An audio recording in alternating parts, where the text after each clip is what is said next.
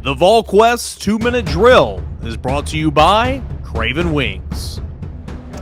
Tennessee is now 3-0, Brent Hubbs. Welcome to the Craven Wings 2-minute drill. Tennessee defeating Akron 63-6. They ran away and hid. They were really on point from the get-go.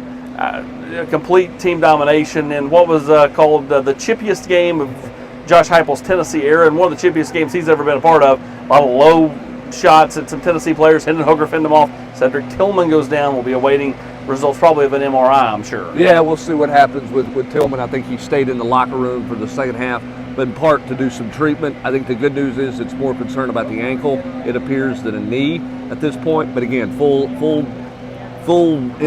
testing and all those things. We'll see what happens, moving forward. That's certainly a concern on there. But yeah, this was a chippy game. Josh Heupel was not happy. I mean, he came all the way almost to midfield, halfway across the field. The second one that Hendon Hooker took, he just glared at Joe Moorhead and the coaching staff over on the Akron sideline for about 2 or 3 minutes. It felt like just arms crossed, glared. He was clearly not happy at all with the way the Akron defenders were going at his players' knees. And for that point, Tennessee didn't slow down. They went and tried to score multiple times with Joe Milton, which I think was needed because they got to keep him fresh. But even with David Jackson there in the fourth quarter, he led them right down the field to put off that finishing touchdown. Tennessee ran the ball effectively at times. Obviously, after I thought what was kind of a slow first drive and a half or so for Hendon Hooker, especially accuracy-wise, he kind of started clicking and really got going there. Finished 14 of 18, 298 yards, two touchdowns, both to Jalen Hyatt. Yeah, and I mean, he finished 11 for 11. I mean, he was rolling at one point. Jalen Hyatt played well. When Hendon Hooker got going, he got going. They got finally in some rhythm and in sync. Akron's not very good. Let's just be real honest with they are. Yeah. They're not very good. They couldn't run it at all, so they ended up throwing it. There's some things that Tennessee has to clean up for sure coming out of this game, and you knew that there would be that. But overall, I think Tennessee's aggressiveness on defense again showed up. I like what you saw out of some of those freshmen. I don't know how many of them are going to help you next week against Florida.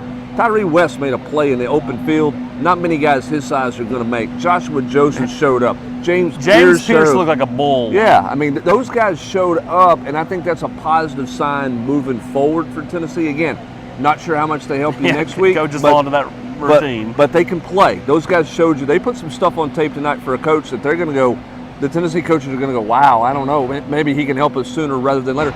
I think the same goes for Squirrel White. Squirrel White's deep ball is what got Hendon Hooker going. Yeah. He wasn't playing very well. I think he was like 3 of 7 or something like that until he got the ball threw the ball up for Squirrel White, and Squirrel White went and got it. Well, I told you, if you go back to earlier in the week, I said that they were going to try to use Tyree West some more on the inside and try to save Omari Thomas and have him more fresh there in fourth quarters of real games. Tonight's different. They were going to play a lot of those guys. But I think you'll see some of that going forward. Does that mean Tyree West gives you 7 snaps, 8 snaps, whatever it is? It helps guys like Omari Thomas not have to play so much in some of those games.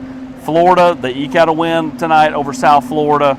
I think that's personally good for Tennessee because you don't want them coming here 1-2. Realistically, they could have been 0-3 with that Utah game, and we all know the history there. Yeah, no doubt. And we'll see. This place is going to be rocking. It will be rocking. And they've not been on the road. No, they haven't. And, I mean, the best thing about tonight was the game got to 0-0-0 because everybody's attention at 35-0 was on one place and one place only. That was on the Florida Gators next week. Those backups weren't there, but those starters' minds were drifting quickly towards the Florida Gators next week and start of SEC play.